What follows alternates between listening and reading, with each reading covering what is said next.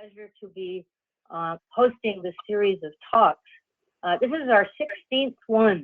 We decided to start this when this whole COVID thing happened, and we were all sitting at home isolating and missing meeting with our colleagues and friends. And so we thought we'd start this, and it has grown. We now do these talks 3 times a week, and each one is different. Each one has something very different going on in it, and I hope you'll be able to join us for some of the subsequent talks every Tuesday, Friday, and at noon. The login remains the same. Today we're setting a record. We had over 100 people register for this talk today, and it's going to be obviously going for a little longer than usual because Dan has agreed that he's going to be painting an entire painting during the course of the talk. We're also broadcasting live today on Facebook, and so we ask that you bear with us as we work out the technology. We're trying some new things, everybody working from home and seeing if we can do this. As I said earlier, we've had people logging on from India, from the UK, from Italy, the United States, and we're really grateful that you're all joining us for this hour. I'd like to just walk through a couple of sort of technology issues. If you look at the top of your screen, you'll see that there is a view everyone or a view option. You can choose to view who's talking, active cameras. And so if Dan is talking and painting and you choose who's talking, it will go large on your screen. That's one thing. Second thing is you have a chat bubble over there. If you see that little chat icon, in there you can send messages to me, and I will relay them to Dan. He's not going to be able to see the chat while he's painting, and so if you have questions for Dan, please put them in the chat, and I'll be monitoring that and talking to Dan as we go. I'm going to ask you all to mute your microphones unless you're speaking, so that we don't get the feedback going backwards and forwards. So please mute your microphone if you're not speaking. And then finally, as an interesting point, over the course of these 90 minutes, we are going to be auctioning this painting. And you can bid live for this painting in the chat box, okay? So in the chat, you can say what you're willing to pay for this painting before it's finished. And we're going to see how we do. The proceeds of this are going to go to support both the artist, and the gallery's portion is going to go to support our local food banks. And so bid often, bid against yourself, have some fun with that if you can. And that should be fun. And before we even, and if you have questions for Dan, put them in the chat. Okay, so that's how that's going to work. If you're wanting to see who else is in the group, you can go to those 2 little people up there and toggle that and see who's here. And under the little settings button, you can mute your computer mic if you need to do so. So I'm really pleased that Dan has agreed to do this. I love and adore Dan. We've been working together for a long time. He's a very accomplished painter, as most of you probably know. And so I'm thrilled that he's decided to see if he can walk and chew gum at the same time here today. It's an interesting test for an artist to do this. And so Dan, thank you very much for joining us. And please say hello. Hello, my pleasure to be here. It's kind of overwhelming seeing new faces and old faces all together. We have people I know for a fact that are here from New Mexico. Jeffrey, hello. New York, Florida, Kingston, Toronto, David Angelo, hello. Vanessa in New York. Anyway, I just want to say hello. I'm going to try and get right into this. I'm a representational figurative painter. I studied at the New York Academy. I was saying earlier to, I think, Brendan, I think, I was talking about my influences. I have a tendency, I studied at the New York Academy at a time when they had these kind of 2 kind of groups of thought in terms of painting, this kind of observational approach to painting, where it was really about blocking and color and shape, form, and kind of more of a alla prima style painting, and then a lot of kind of more glazing traditional techniques in my second year. So I feel a bit schizophrenic because I'm very influenced by both. And I also like the process of finding and destroying and finding again. So I've set the canvas up in a way where I've just got these kind of areas of blotches of color, very muted color. That's kind of set up the portrait. So I'm doing a portrait of Nick. Nick is my model lately. Thank you, Nick. And it's Nick's my partner's son. And it's just a profile. So I'm just going to get into it. But Dan, yes. Dan, just before you do, I'm going to try and do something that hasn't been done before. I'm going to ask first bid on this painting before you touch it with your brush. Okay. So I'm just going to see, does anybody want to bid $100 for this painting before we even start? Once we get a bid for $100, I've got it. You can begin. Off you go, David. Or thank you, David, and off you go, Dan. All right. So, like I said, this is not a formula. This is just me getting into it. A lot of this stuff is finding. It's about finding. And this will take some time. Okay, so I will start marking. I may just put a mark of dark. I want to kind of try and find where I want him to sit inside of. I find, to be honest, when, we talked about the time, I find like an hour is a little too short because often you really need to get into the flow of a painting.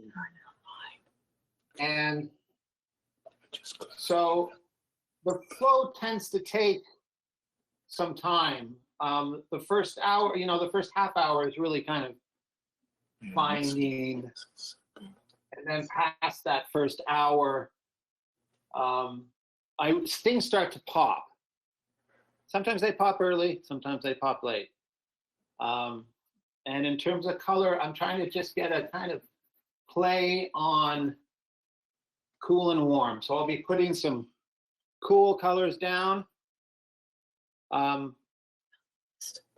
Flash skin tones, I like to really play with the cool and warm, and so things are not all the same. There's a friction between cool and warm. That's necessary in skin. So I'm kind of going in, you'll start seeing some form in a bit. And I'll probably take it away and I'll bring it back, hopefully.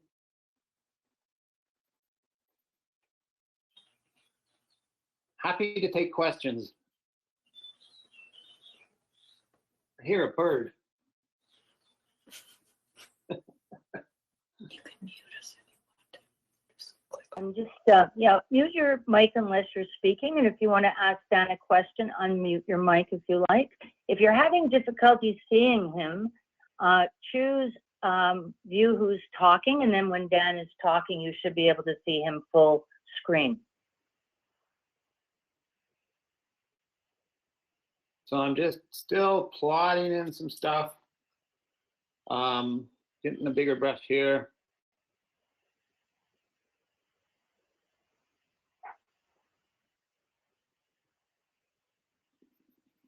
I'm curious about the painters out there, if they've been able to paint. I mean, if COVID's kind of stopped the juices flowing, or if they feel super inspired.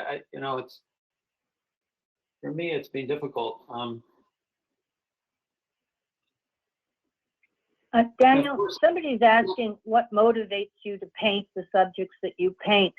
Do you go through periods of time when you're unmotivated? And then how do you get out of that? Yeah, so that's a great question. Like I said, late this last month or two, it's been, it's a lot on my mind, so it's been difficult to get into the flow of this. I find the more I paint, I mean, if I have a deadline, it's always great. If I have a show coming up, I get to the work, and within that, if I'm working every day routinely, I find I get really inspired and I stay inspired.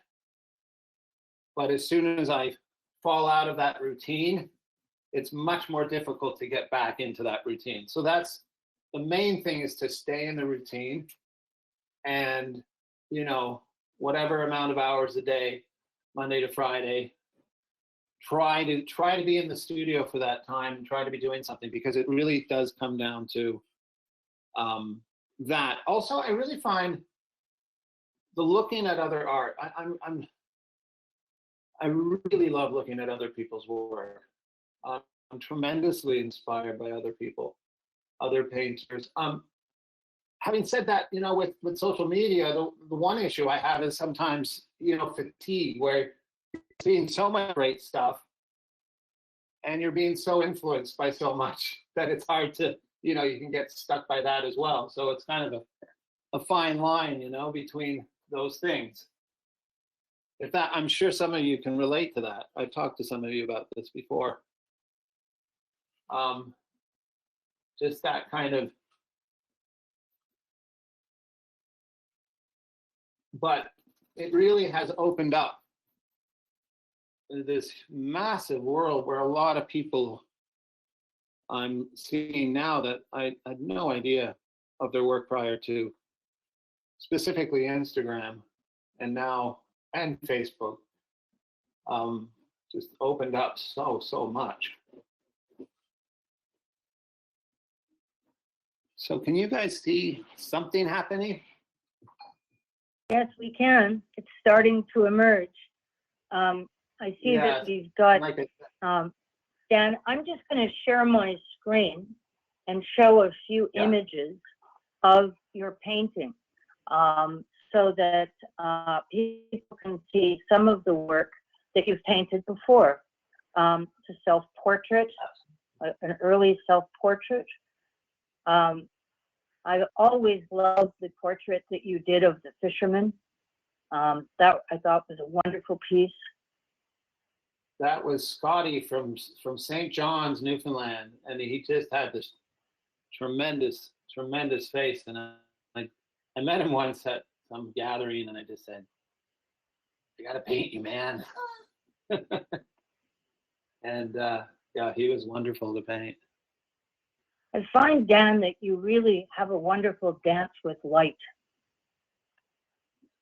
Well, painting for me is all about light. Well, not all about, but that's number one. And if you don't have the light, you don't have anything. You know, I tell my students I teach some sessional work at Queens, and I talk to my students about that initial light has to be there, or if you don't have a light source, you know, your painting's going to be all over the place. It doesn't matter how well you can draw. It's just not going to matter, because that light source has to be there for it to be true to any type of reality, unless you're doing something different with your work, right? So.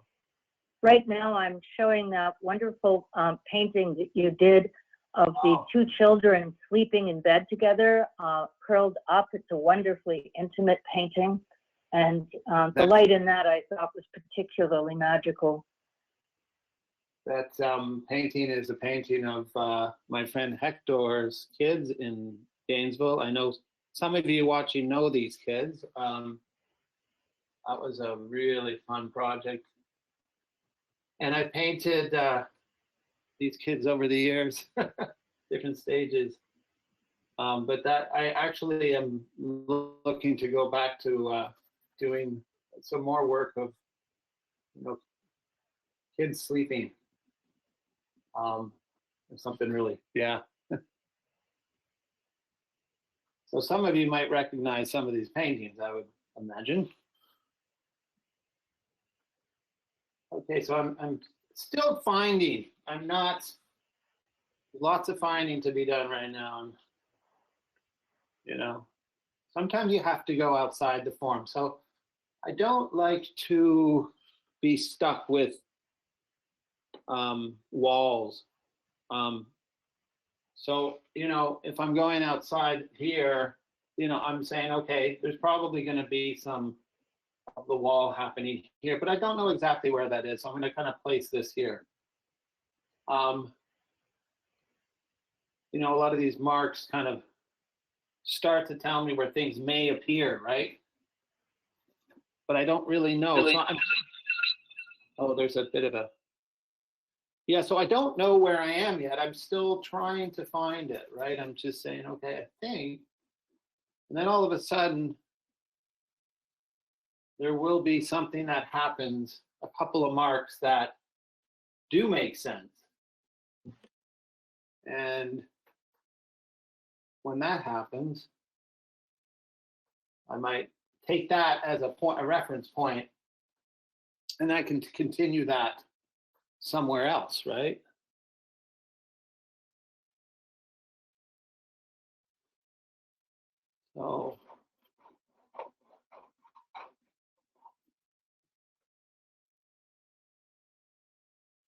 So someone is, a number of people are suggesting that they're having difficulty seeing Dan's painting clearly. And I'm just going to ask the question, if we all turn off our cameras, Jackie Davis has made the suggestion that if we all turn off our cameras, perhaps the signal will be stronger for Dan's image. Can we just try that for a minute?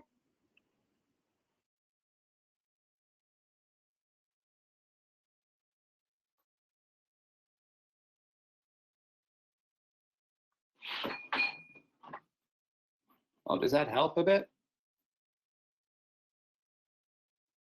Unfortunately, the issue right now is also that I'm in a small confined studio because I've had to move out of my studio.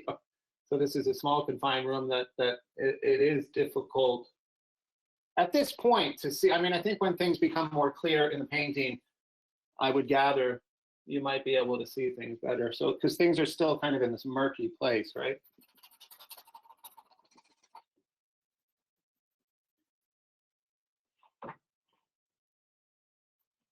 As he starts to appear, I would gather you might be able to see more.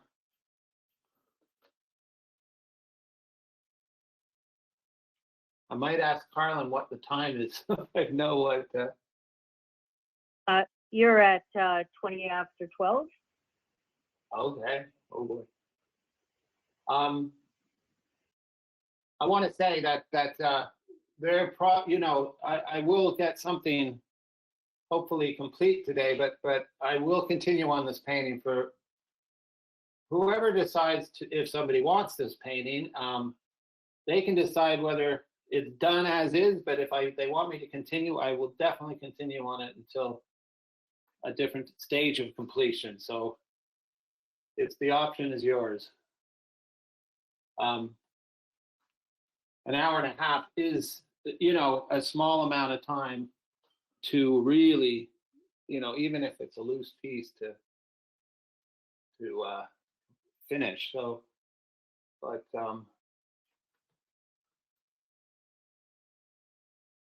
some people like very loose work, right? And others like, you know, I tend to go between the two. I was much more interested in tighter work when I was younger, but I find what really interests me is paint, is the way the paint sits on the canvas and the different things paint does.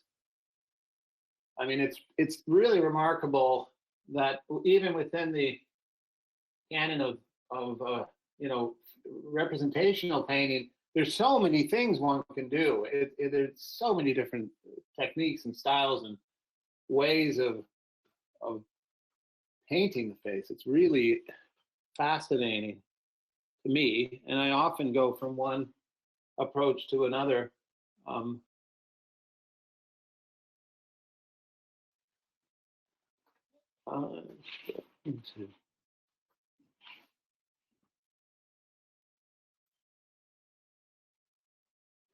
Now, Mick's got some really great planes in his face. That makes it. I remember I did a workshop with Stephen Essel. I'm sure a lot of you know who he is or have worked with him. And I remember him saying that it's, if you paint around something, often you'll paint the thing you're trying to paint by just painting what is around it.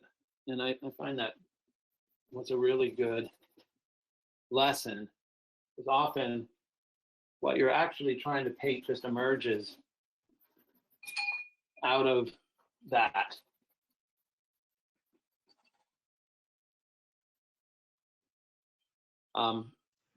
Dan, Nick has in a second. Yep. I see that a number of people are having difficulty seeing you.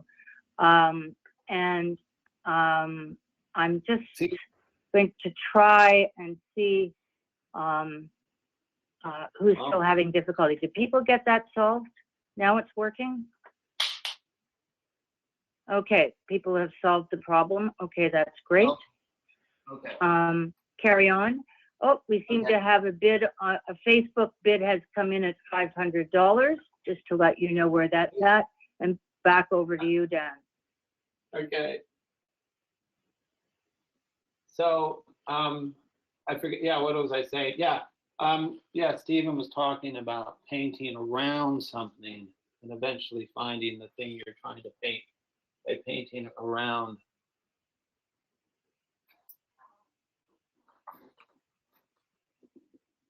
Also try not to stay in one place, moving around, finding areas that relate to areas, trying to find proportion by saying, okay, that, the edge of the eye socket to the hairline, moving that around.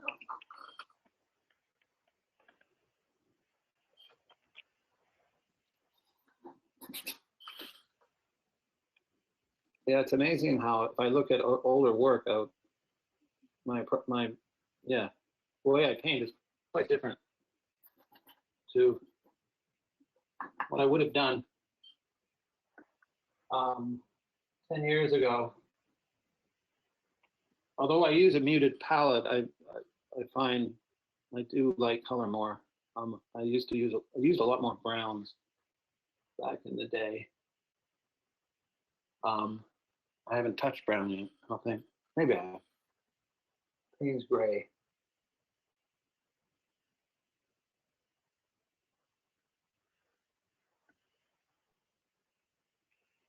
Just going to share my screen again, Dan, and just show a few other images of other paintings that you've painted, just so that people get an idea of some of the places where you might go. Remember the portrait of Leslie? That's quite loose. I think that's when I started kind of working in a more loose fashion, was around that time.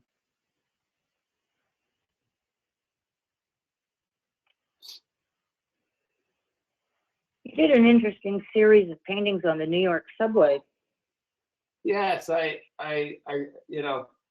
started doing that series, and I mean, many painters have done this, and it's a great theme, just the idea of the kind of grouping together the light, the different aspects. I mean, this was kind of a doppelganger piece that I did. Just the negative space that's kind of created, I find really fascinating. Also with elevators, for example, and the metallics in contrast with the tiling in contrast with the skin tones and so on. Oh, there's Mr. Shane Dark.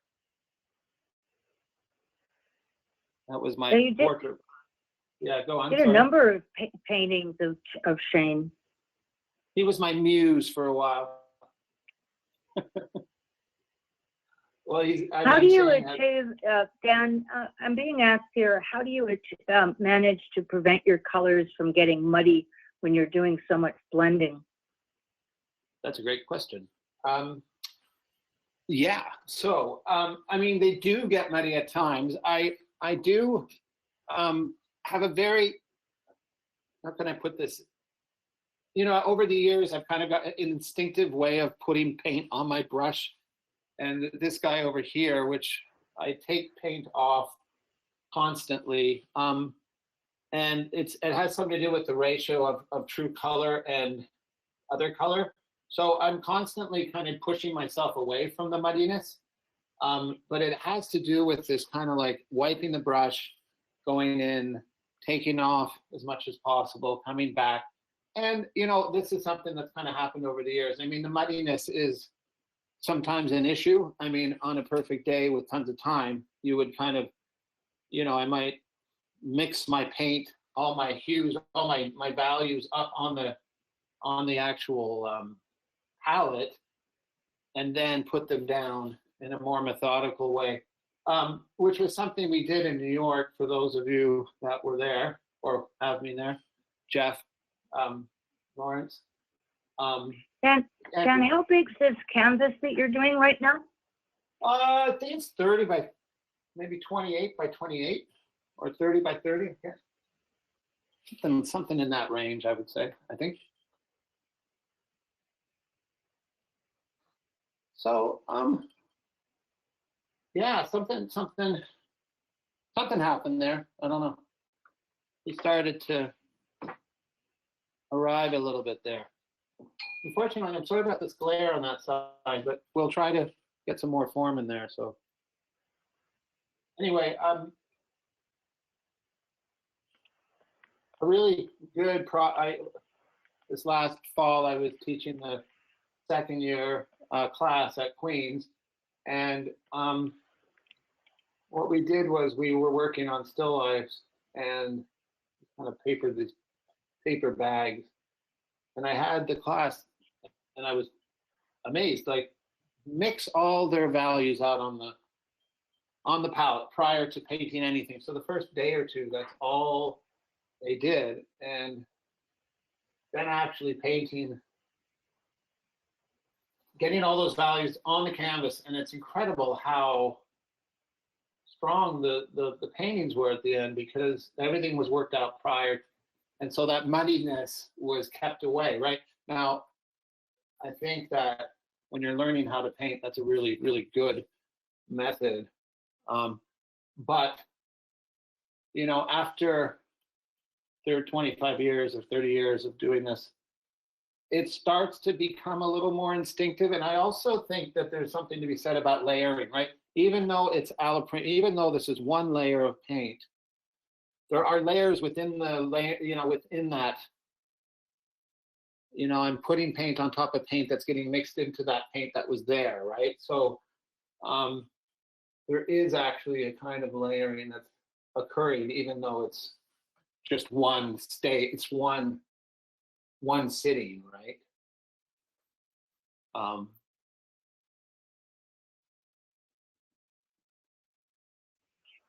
Dan, Angela's asking the question about what inspires you in terms of the emotionality of the subjects that you select for your portraits. Obviously, you sometimes paint people that are very close to you, but other times you're choosing subjects that you're not close to. What draws you to choose those subjects? Oh, that's a great question, Angela. Well, first of all, yeah, the people that I tend to be closer to, or the people that I know, I know them well. I know their faces. I know and there's the emotional attachment too, right? So there's kind of a narrative to the reason I do that. But when it comes to, let's say, strangers or a model, one thing that really is, I find important, is the kind of, these, for example, with Nick, who I do know, but he's got these wonderful planes, okay? So he's got a very angular face. So the planes are a little bit more obvious with him, but also he's got a translucent type of skin. And that I find really wonderful to paint, because there's a lot more kind of nuances in, skin that's a bit more like that, or a porcelain type of skin where you've got really beautiful cools and warms coming together. And there's something about that connection that I really love.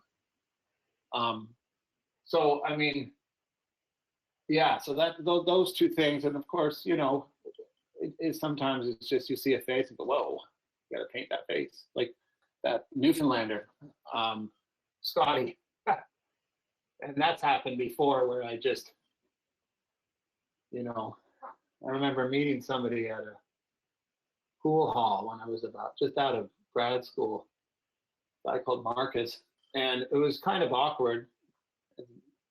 And I just was like, dude, I got to paint you. You know? And then I had him over and posed for me, and I did a triptych of him that the Agnes Etherington has one of now. It was just in a show there. And that was in 96 probably.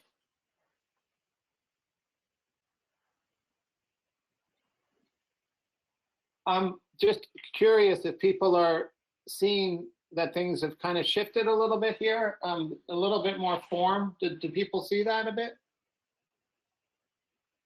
I'm not sure if anybody wants to comment or if it's not obvious yet. Yes, we can see it. And we're seeing it more clearly now that we all dimmed our other cameras. Now, I did a drawing of this image of Nick a while ago. I think it's Carlin. I don't know if it's on my website. I thought it might be. I can go and try and find it. Give me a second.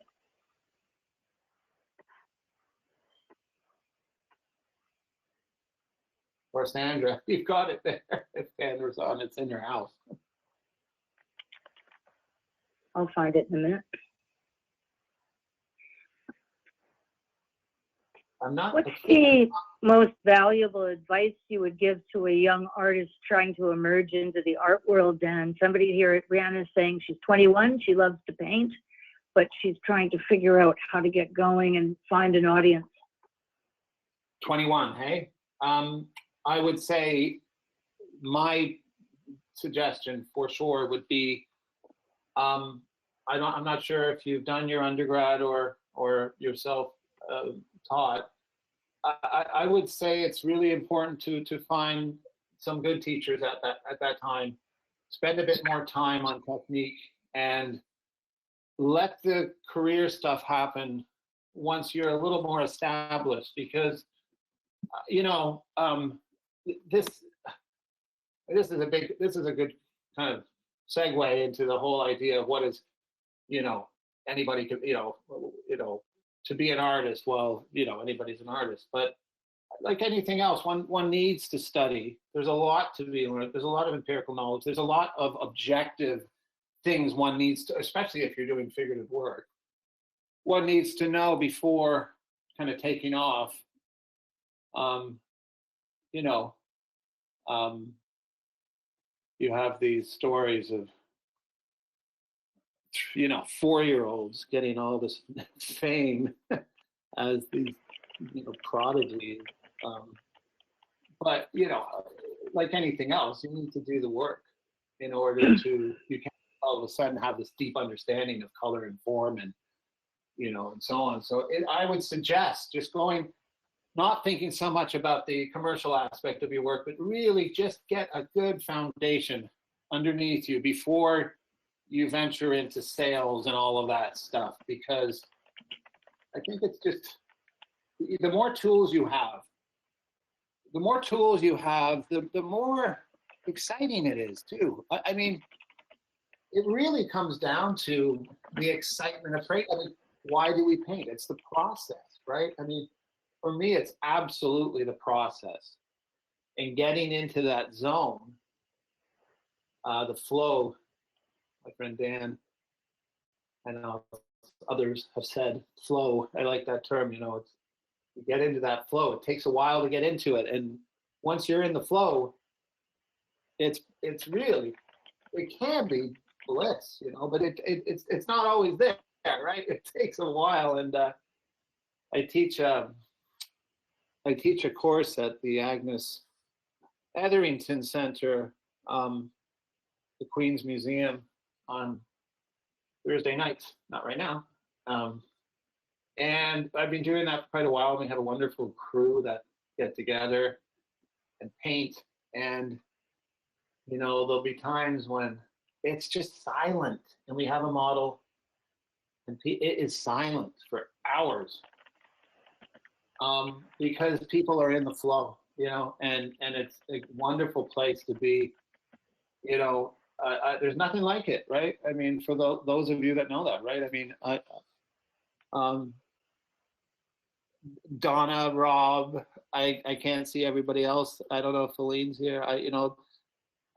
You guys know what that's all about. Feline, there you go. Shelly, Kim, you know, Angela. I mean, it's like there's something about that, and that is why I paint. It's this process. It's this flow.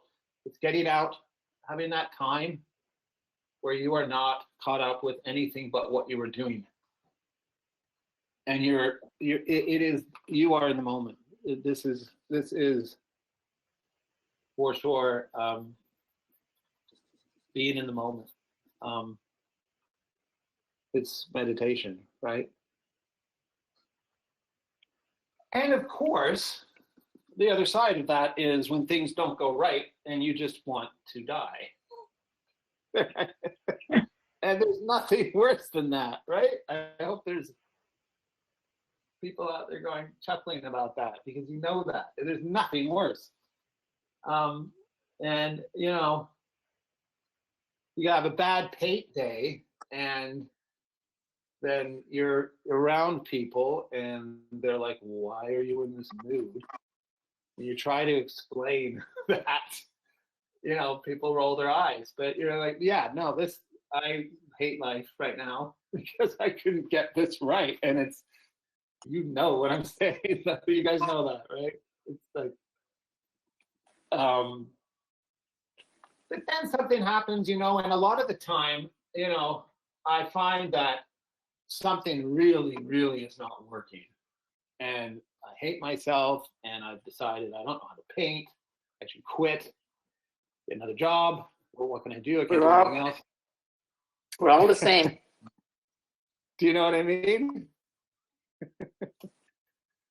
Yeah, so it's like, and then that same painting that you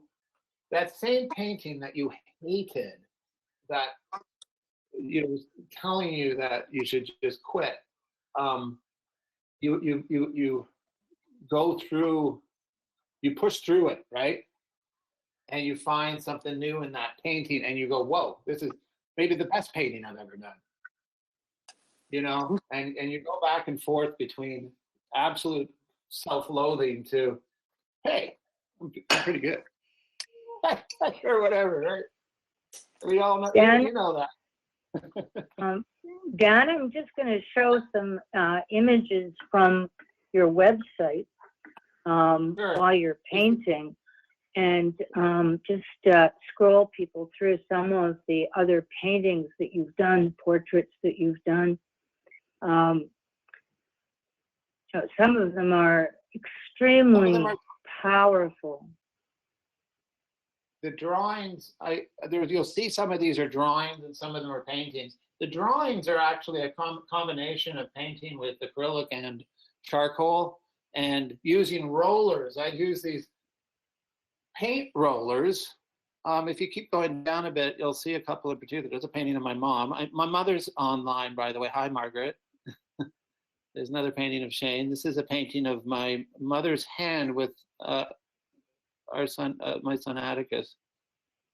But you know, when I find the form too fast with drawing, what I like is there's so many things you can use to kind of push it back to a different stage. And I started kind of playing with rollers. So I take a paint roller and I just go over the whole area, as you can see here on the left-hand side, and then kind of roll past the parts that I feel weren't working and then rework it, you know, just kind of going back and forth and just having the courage to destroy and then find again, you know. So That's the idea, Okay. Someone so is asking, someone is asking here, sort of how long is a piece of string? How long does it take you to complete a painting? Big question, eh? It all depends. 2 hours to 50 hours, depending, right? Literally 2 hours or up to 50. And depending on, and also I would like to say that I could complete a painting in the sense that I do a painting completely in 20 hours, turn the painting upside down and paint it over with something else over it. Dan, this is the sketch you were talking about that you're painting from? Yes, there you go. So there's Nick on the side there. Okay, Oh. so again, the drawing is a different thing than the painting, right? So completely different ideas, but there you go. You can see Nick there. It's the closest I'll let you see Nick as I paint him. Hi, Nick, if you're on. So I think that there's something to be said about the destroying of a painting and finding it again. So, it's not from A to B to C. It's A to B to C to B back to A, right? It's that. So often I will get a painting to a good point, destroy it, and then paint it over, and then I'll take pictures of every stage, and then often I'll kind of be looking through my phone at my images, and I'll find a painting at a certain stage and go, why did I destroy that? And that happens all the time, and it could just be a mood, I don't know. Like, it is a strange thing how we kind of go from thinking something's really working to, wow, that's just really crap. Want to do, how are we doing, Carlin, for time? 12:40, Dan? Oh, just 40 minutes in? You're 40 minutes in? Okay. I'm good with that. You're making good progress. Making good progress, and the current bid is $2,000, Dan. Oh, you're kidding. Well, somebody has some faith, I guess, in me right now for some reason. On a completely different topic, I hope some of you out there, I'm trying to promote the Mabel and Olive dog with commentator, British sports commentator, on YouTube. For those of you that have seen it, you know what I'm talking about. But I thought I think that should be done with an artist, just a portrait demo where I have some software commentator commenting on the process, big shifts in the painting. You want a good laugh. Okay, so I'm starting to see that something's happening. I'm starting to enjoy, but now I want to think about a color. Now let's I'm seeing a color back here that has some cool in it, but I might not go exactly with the color that was there. I want to do a color that relates to the color I'm looking at, but also relates to this color in here, right? You want, yeah, now it's like, okay. So then I got this kind of cool gray happening here, and then all of a sudden I bring that a bit into the eye. I bring that in, and that speaks to me right there. That's a moment there. One of my heroes, Ewan Uglo, who the British observational painter, reading, he was talking about moments. Painting is about these moments, right? You have these moments. You're not always having this exciting time, but then you'll have a moment in a painting that is just, oh, there you go, there it is, right?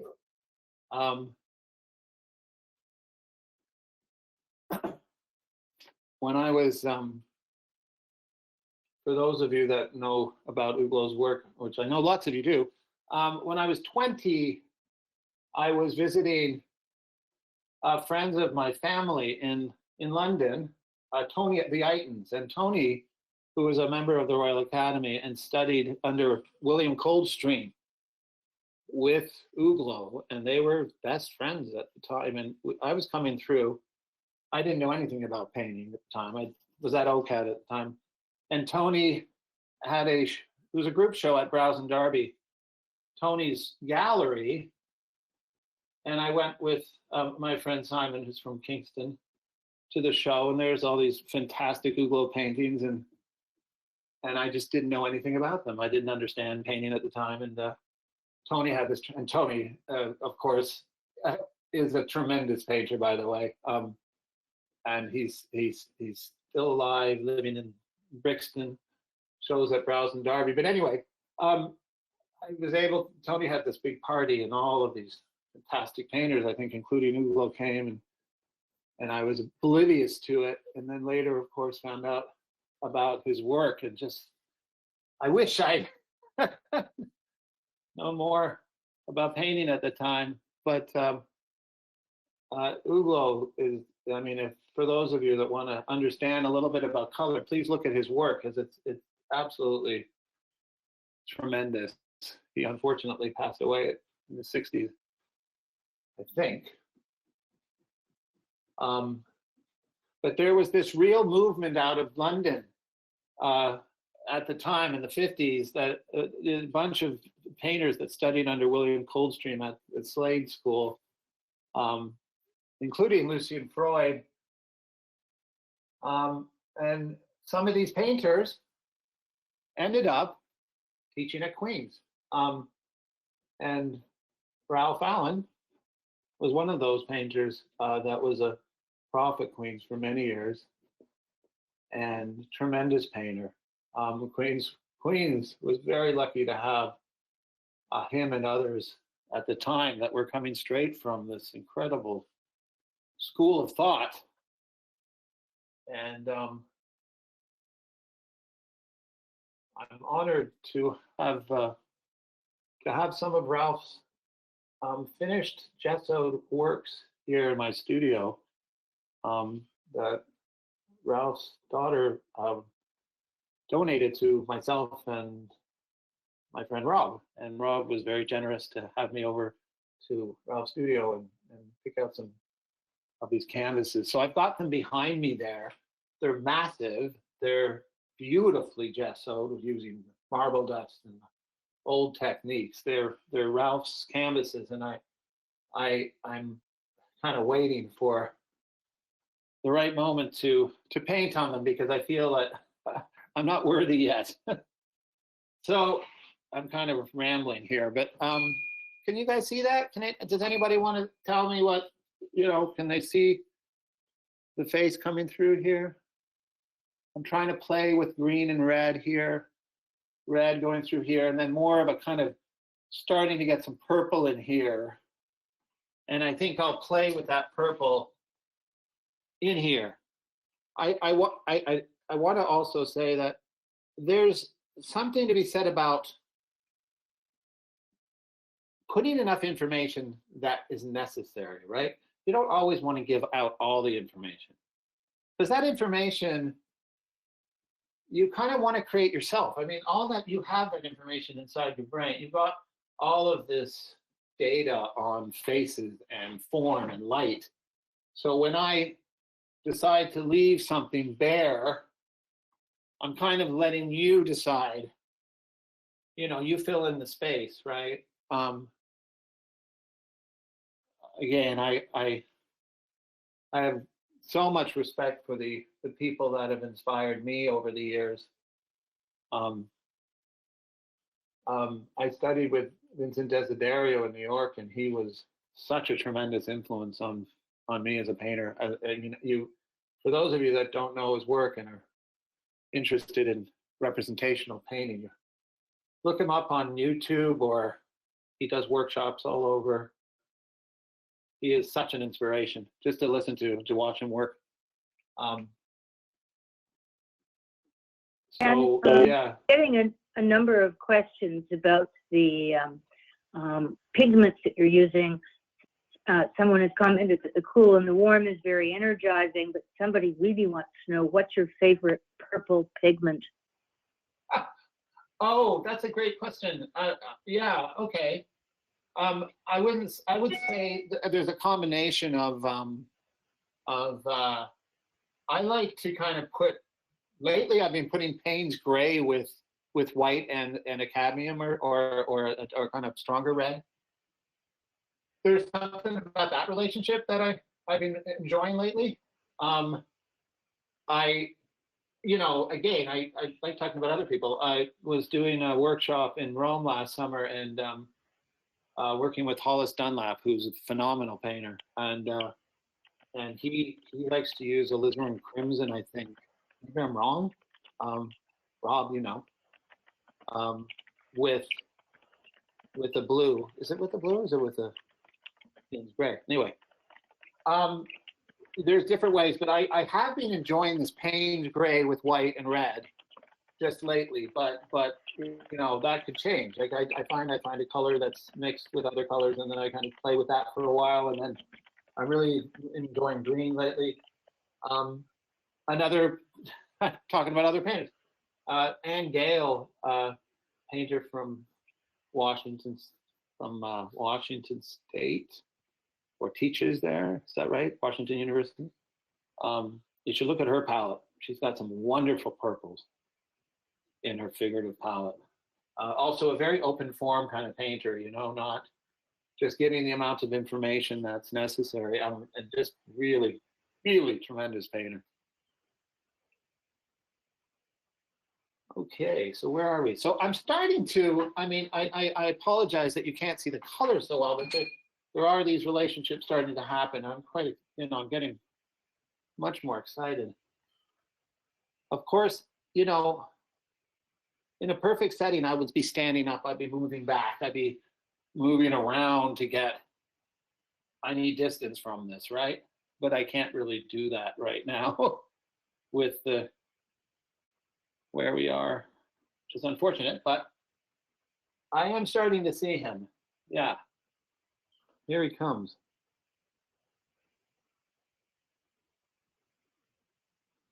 I know people aren't talking, but if anybody that wants to say about their experiences with COVID and trying to paint, and if they found it difficult, is there anybody that has any thoughts on that?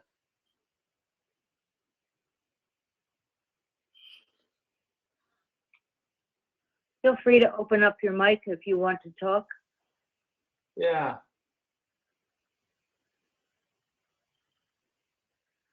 Someone says they're finding it quite jarring.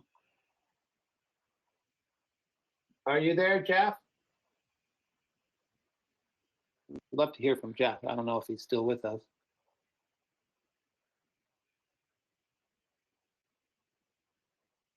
Yeah, I'm still here, Dan, and being fascinated with paint. It's Hello, my friend. It's Hello, so my friend. to watch you. Really, Jeff is an old friend from the Academy. He's a wonderful painter. We've been friends for years, and we talk a lot about the struggles, right, Jeff? You're not kidding. Jeff's calling from Santa Fe, New Mexico, and I had the privilege of being in one of his shows that he curated, going back 10 years, I guess. Is that correct? Oh, must be. Yeah. It was an honor to have you, Dan. Oh, you're a sweetheart, man, and I really enjoy our talks, and I love your work, and yours too, man. This is a real honor to have you here. Jeff is somebody that I feel we are very similar, because we went through the Academy together, and we had these two schools of painting that we were kind of pushed into and came out completely schizophrenic, didn't we? At the end of it all. I'm still schizophrenic.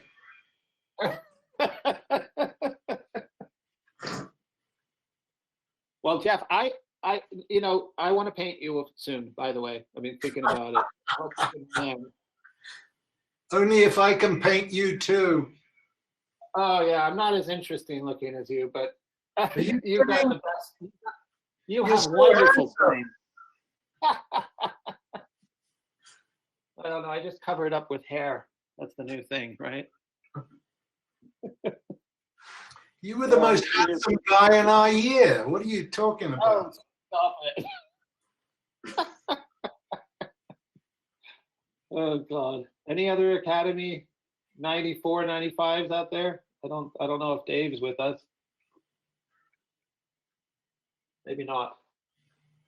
Well, shout out to all of our old gang. Hey, Jeff. Someone is suggesting maybe you should have a painting duel and paint each other at the same time and see how that goes.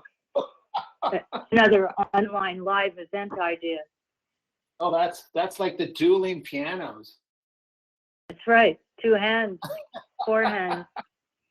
I think we'd start throwing paint at the camera. Yes. Yeah, And I'm it's funny. finding it really interesting to see how light is starting to emerge. Yes, yes. The trick of the light. The light has to do, and I think this is important, the light has to do with not where I'm painting the light, but also what I'm painting around the light. So by painting around the light, I am creating the light, right? A color is only a color based on what it's next to, right? So if you're putting, now that I'm darkening and pushing the darks out here, and notice I kind of will come in with a red to play off the purple, so it's not all this kind of sameness, The eye, I think, enjoys this kind of play, this dance of color. If you have things that are in the same value but of a different set of colors, or a warm or a cool, there's the eye kind of enjoys that dance, I think, or at least mine does. Maybe I'm messed up, but I find that the light is starting to occur because of this, because what's happening out here, right? And I'm also starting to bring that light in, And again, what I really like about Nick is these greens going into reds, these kind of cool, warm. Dan, can you just move I think your computer got bumped a little bit. Can you just shift it a little bit more towards it? There you go. There you go. That's better. Thank you. You're very welcome. I don't know. I'm curious if anybody is awake you mentioned Italy. Maybe somebody was on, somebody registered from Italy. Is that true, Carlin? Or? I think we've got Richard Tozak is here from Lake Como. Wow. Come va? Come stai? Buonanotte. Buonanotte. Yeah. Well, I hope you're safe. And I had a wonderful experience teaching in Rome last summer with a couple of you that are on with us today, and we had a blast. And wow, yeah, Italy's quite the place. I think my partner Sandra, who's on, I think we walked 15 kilometers one day. 45 degrees, I think it was. Anyway, I think about everybody in Italy and everywhere else. Dan, will you explain what's on your palette, what colors you're using? Sure. Okay. Yeah, sure. So I've got something equivalent or close to a cadmium. I've got a sienna. I've got a yellow ochre. I've got a permanent green, I think. Wait, sorry. Let me just look and see my green. I've got Payne's gray. I've got permanent green, ultramarine, and white. now I'm kind of, with this particular painting, I would use a cad yellow or a lemon yellow, something stronger often, and I'm just not using a stronger yellow right now, but that would be kind of something else I might bring in. But for this particular one, I'm really, that permanent green, I've really been pushing quite a bit. I find, like anything else though, I change my palette and something else comes in, or when you run out of a color and then you look and see what you got based on how poor you are, and you go, well, I guess I'll use this for the next while, and then it becomes a part of your palette.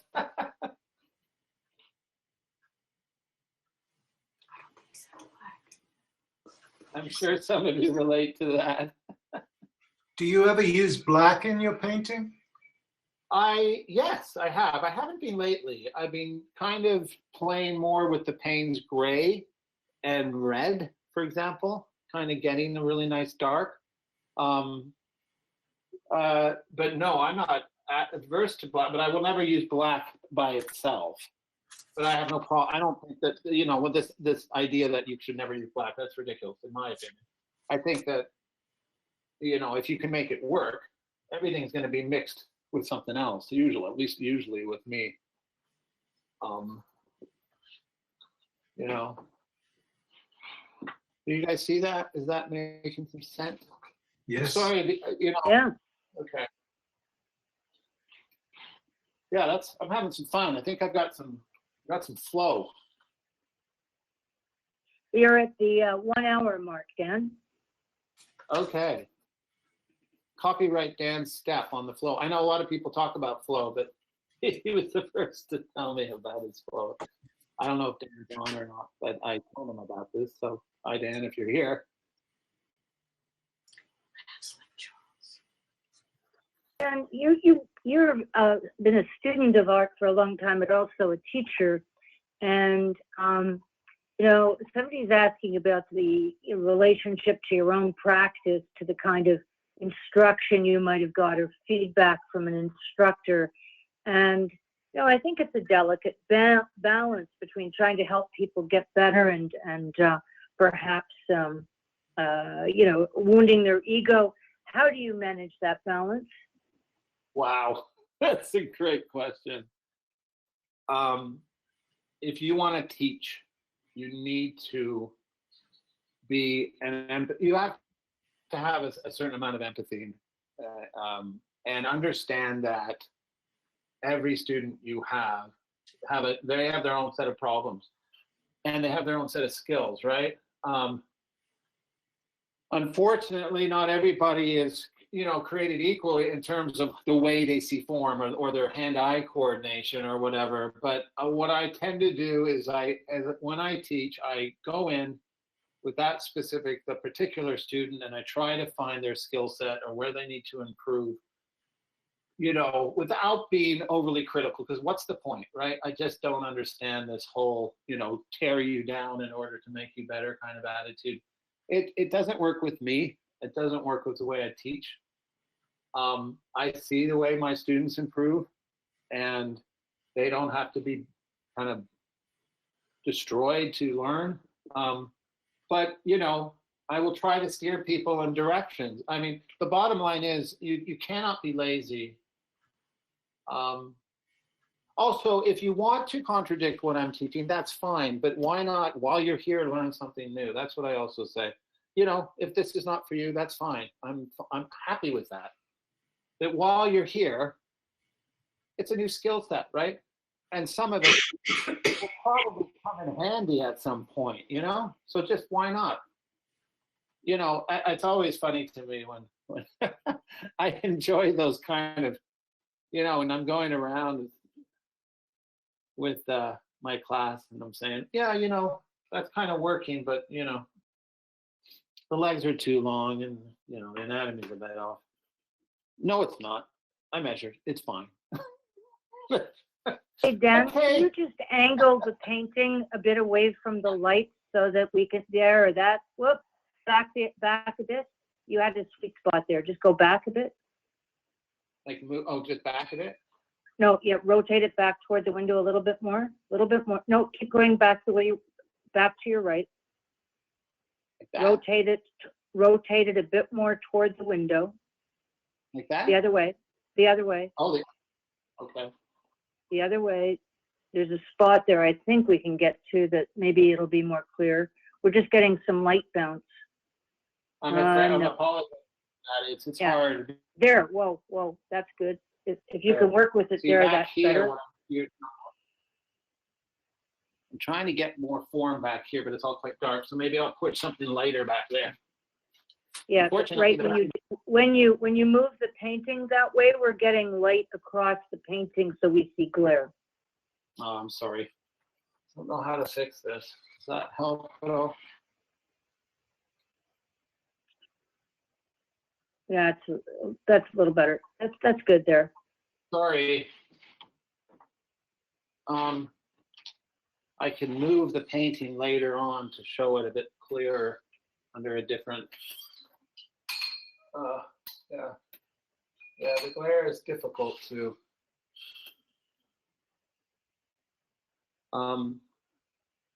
So yeah, I find teaching is so important, and the way that you teach and the way that you approach people, students,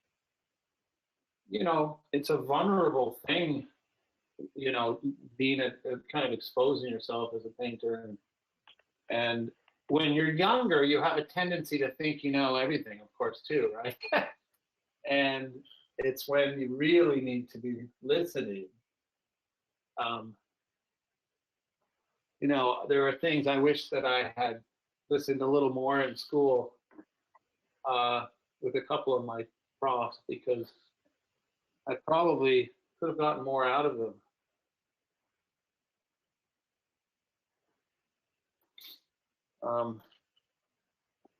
But having said that, I find often that when you're in school, you're learning things, you're told things, and you kind of reject them then. But then maybe 5 years later, something happens in your painting, and you go, "Wow, that's what they were talking about."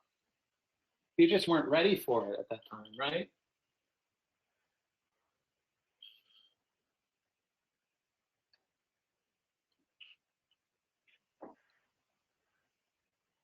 You want also to think about what's happening outside, what's happening with the light in the air, in the atmosphere. Is it reflecting on the form as well? So often I'll push the light so it goes out, right? So this light can just go out, open form, right? So that's what we're talking about, open form. It's not all contained, right? Let's see where we are. Let's bring in a smaller Ellie, brush. can I ask you to stop sharing your camera at the moment, so that when we view active cameras, can you just turn your camera off for a second? Is that possible? So you can still watch? Then we can all see him full screen. If you just stop sharing your camera, that might help.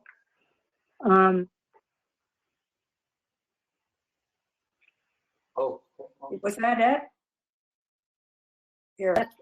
Yeah, it's just good if we found that it's easier for us right now if we're not sharing our cameras to be able to see Dan's. But So my camera is marked off. sorry, there are two Ellies. There's a confusion. Yours was fine. Dear. You can turn it back off. Thank you.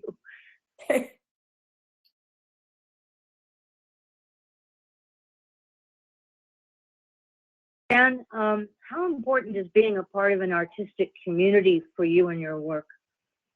Good question. I feel like I've been I'm not, okay. My community is fairly small here in Kingston. You guys know who you guys know who you are. That's an interesting question, because we do have a community here. We get together, we like to talk about work. We all do very different types of work here in Kingston. So I am very respectful of my friends that work here. I have friends that are abstract painters, that are representational, that are portrait, landscape, um, sculpture, abstract sculpture. You guys know who you are. And, I respect all the work. And we do get to, unfortunately, we've been busy lately. And we're not allowed to. But yeah, no, there's a wonderful group of friends that support each other. There's a really great support system here. And in the county, and, even within my group that I teach at the Agnes, we're all a part of this. But then there's also I have a very strong connection to my friends from undergrad and grad school. I talk to them. We talk all the time. That's the wonderful thing about, smartphones and cheaper rates. We are fully connected still, and it's wonderful, and even if it's just sharing work or talking, we do that. We keep in touch, and it's a more of a global thing. It's not just here. And especially, I've got a very small niche of people that are interested in representational kind of contemporary painting, right? It's a pretty small niche, so it's, and especially the people that I studied with under the same instructors, we tend to still kind of look at similar work to an extent. And, so it's great. It's wonderful. No complaints there. I'm getting a little finicky, and it's because I'm getting into this little brush. I got to get a big brush out again. When you're getting finicky, I find it hard not to go into teaching mode. When you start getting finicky, you got to get the big brush out, okay? Because a lot of the times, I'll see students kind of getting lost in that small brush, and they get close to their canvas, and they're like, and I don't even have to see the canvas. I know if I come look, it's going to be way too detailed in one area, because that little brush starts talking to you and starts saying, please, go right in. Forget about the big picture. All right? Dan, one of the things that I certainly notice working with artists is that the really good artists tend to find a niche. They tend to find a metaphor. They tend to find something that they stick with and really push to different limits. And someone here is asking about that issue of sticking with one sort of niche, because she likes to paint all kinds of different things, whether they're representational or abstract. And the question is, does that diversity help you as an artist in your career, or is it detrimental? That's a big question. I love abstraction. I am not a educated abstract painter. I kind of do it on the side. But I really enjoy painting abstract. I'm more kind of color that field type of work. I love landscape painting. Again, my forte tends to be figurative, because that's what that's what I've done the most. But I absolutely love doing landscape work, abstract work, very loose work, very tight work. But having said all that, that is all also in the adventure and the kind of years of painting, and painting taking me to a different place, right? But if I'm going to an area in the painting, I'm just looking at color right now. Yes, the form is there, right? But that is fully abstract to me right now. I'm just thinking of that green sitting next to that red, right? That's this curve, right? I'm trying to find form still, but yeah, so no, the only thing I would say though, if you're kind of all, depending on where you are in your career, like how long you've been painting, try to kind of focus on one thing, push yourself there, then push yourself, because a lot of the times it's nothing comes quickly. Okay, it just won't. It takes lots and lots and lots of hours. So don't try and push it. Don't try and force yourself. Don't force anything, because it will just happen. Right? It'll come when it comes, and if it's going to come, it will start to appear with the hours, right? Okay, so that's just my suggestion. Again, everybody. It's funny with because I'll say something and then somebody else will say something the complete opposite, and both things will work often, right? But I do think there's such a connection with abstraction and representation, figurative and representational paint. There are very strong connections, and with a lot of painters, it gets very blurry, right? If you look at somebody like Diebenkorn, right, who started as a representational painter, and look where he ended up. Gerhard Richter, so many painters that play with both, right? I mean, I consider Anne Gale's work abstract on so many levels,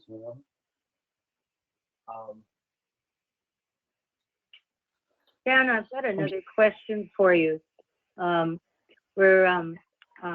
just showing a few finished portraits here that you've done, and somebody is asking, how do you know when that painting is done? When do you stop? I don't know. I think that, again, this piece was done very quickly. I think there's a freshness there, maybe. Do I want that freshness to go away? You're giving up certain things for other things. So you're giving up maybe creating a very strong form for having something loose and fresh, So that piece I did of my partner, Sandra, and I did a collage kind of based painting where I layered it with collage and then pulled the collage up and painted over, and as I went, kind of pushed and pulled over time, so it kind of built this texture and layer through kind of time and kind of mistakes and fixing. Really want to go back to that actually, but I really enjoyed that process. How are things looking for people? Can you start seeing this is my biggest concern. You guys getting a sense of the back of his head. We've got about 10 minutes left, Dan. Wow, that was fast. Any thoughts? Anybody? I'm afraid I haven't been able to read anything. If anybody's written it, I don't know. I'm trying to relay them as much as we can. People are enjoying watching you move around the canvas. There's a real, that's I don't like sticking in one place. I gotta keep going, gotta keep moving, gotta keep everything playing together, like make sure it's all part of the same piece, right? It's a heroic journey. You know what? I like that idea. It is. You have to be brave. It is. It's a lot of, Jeff. Like when you started out painting. When we think about your first paintings when we were younger, and you get something going on that's working, and we just stick to it. It's like, no, I'm not touching that because that's working, and I'll never get it again, right? And I tell my students, I say, you have to have courage to destroy. I think destroying is really a big part of it, and I destroy a lot. But I think the destroying has given me the freedom to know that if I destroy, I can bring it back. and I'll bring it back in a different way, but I'll eventually bring it back, right? Hopefully. And then I can contradict myself and say, I'll never bring it back. I'm hopeless. And I have to tell you that many people are commenting that they're very impressed that you can both paint and talk at the same time. The artists are the ones making that comment. Well, I'll say this, that there are some people that wish I didn't talk so much. The one time I get to talk, and nobody's like, stop it. That's enough. Enough out of you. What happens is it's like my brain goes somewhere when I'm doing something with a painting. My brain goes somewhere, and I feel I need to tell, a story about that. Like, you know what I mean? Like, because something will happen. I'll say, okay, I'm doing this right now. I need to talk about why I'm doing that. And it does really come from,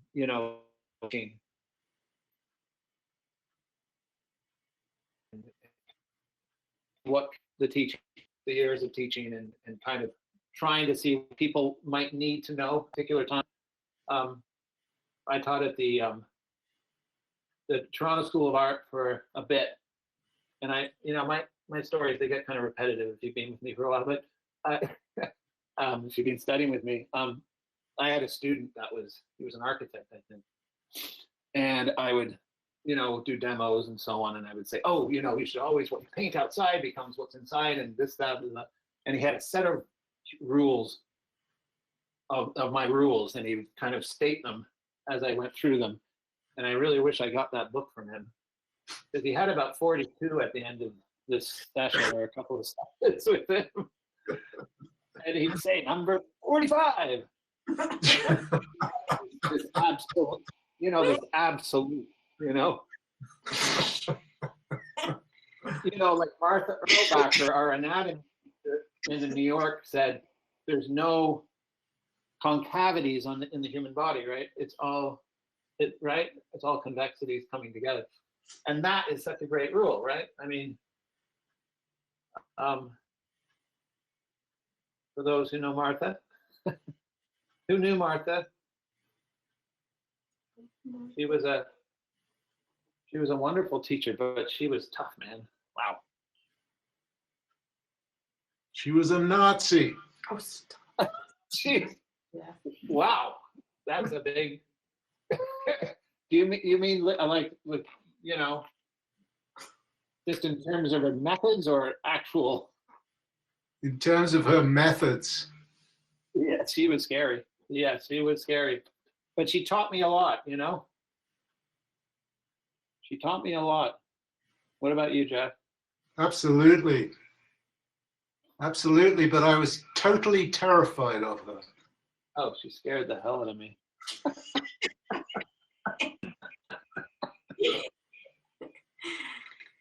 Anybody Dan, else when out you- there, the wrath of Martha Erlbacher?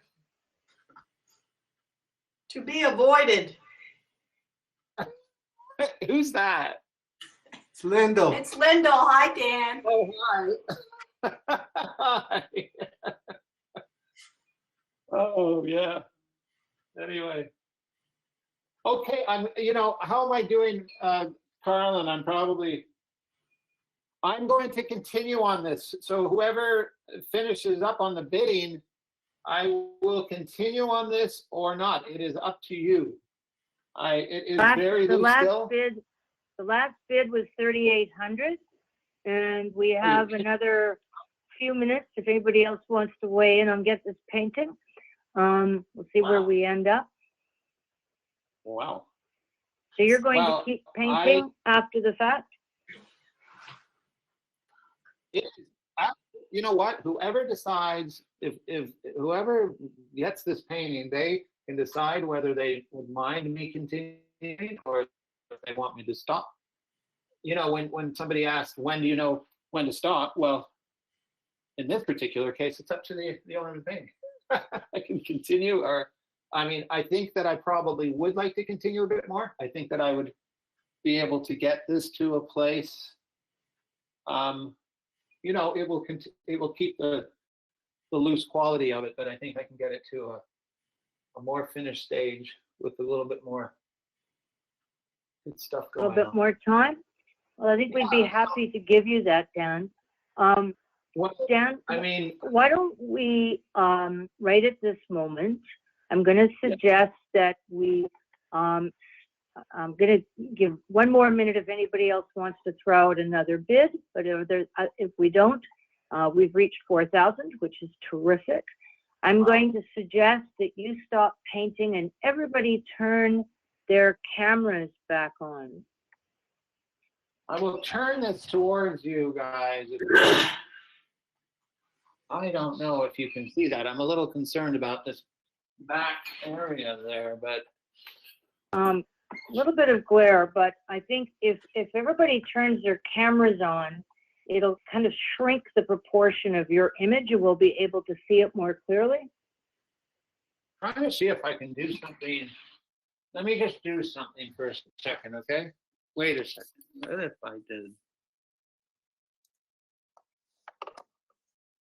Anything happening there?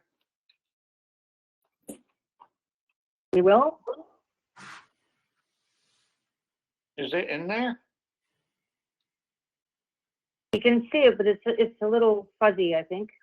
Oh, sorry. I just wish that I could get a better angle on it. There, that's better. Can you just step, whoop.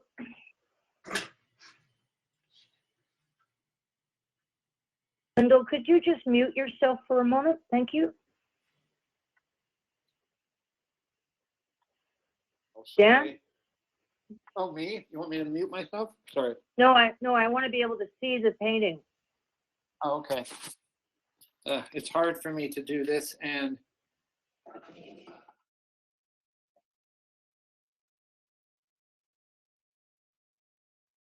And I'm just going to ask you to mute yourself if you don't mind. me? Lynn Fernie. Okay, sorry. I'm Oh, not, sorry. It's I very can't difficult. find my, oh, there. Thank you. Okay, so Dan, can we see the painting? Can you guys see a bit? Okay. Well, I thank you for sharing that experience. What we'll do is we'll take a fine photo of it and post it later so people can get a much better look at it. Yeah. I'll take a good picture of it for sure. And thank you, everyone. Wow, that was. Can everyone turn their cameras back on for a moment so we can all see you? More importantly, Dan can see you. Hello. Hi, Vanessa. All right. So if you turn your cameras back on, in any event, or at least open up your microphones. If not, I'll do it on our collective behalf. And I'll say, Dan, thank you very, very much, because that was just great. Thank you.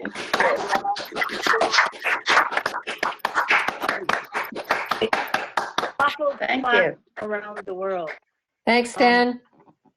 Oh my God. Let me It was just- a real pleasure. And the new friends and old friends, I apologize about the glare, and hopefully next time we'll do it again sometime, and I'll make sure everything's right in terms of the light and so on.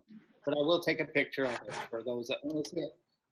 Vanessa, I'm just curious if Ava is on as well with you. Yeah, things are going well. Thank you for that. Okay. Painting. Did Ava watch? Dan, thank you very, very much. Just before people leave, I just want to share a couple of things with you. Tomorrow at noon, we're doing a talk with Fiona Ackerman, who's a Vancouver painter. Fiona's really interesting and has some interesting things to say. Coming up on Tuesday, Lynn Fernie is going to take us on a wonderful tour of the history of the art scene, particularly the queer and feminist art scene in Toronto. That promises to be very interesting indeed. Coming up at the next week, Victor Middick, who's a sculptor, and Simon Andrew, who's represented here by his wonderful self-portrait. You can see the full schedule of the artists on our website under news. The login will remain the same, so I hope you can join us for some of the other talks. This was one of the more complicated things we've tried to do, and we'll try and keep streamlining the technology as we go. And finally, just a couple of other things. We're running a live auction right now on the buydealers.com platform. If you'd like to check out our live auction, you're welcome to do so. It runs until the 12th. And we also have at the moment a wonderful virtual exhibition, an online exhibition with the work of Jennifer Horny, and her work is really quite wonderful and strong, and I encourage you to visit our virtual exhibition at your leisure. So I thank you all for joining us. Thank you for being here with us today, and for participating in this wonderful experiment. Thank you. Take care. Thanks, Carlin. Thanks, Dan. Well done. Thanks, Dan. Well done. Thank you. Thank you. Thanks, Nick, for posting for me. Thank you. All right, guys. Bye. Really great seeing you.